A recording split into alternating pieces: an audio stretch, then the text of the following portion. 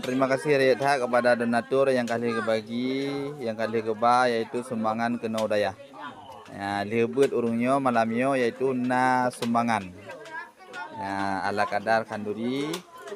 Ya, malam 10 Muharram. Alhamdulillah.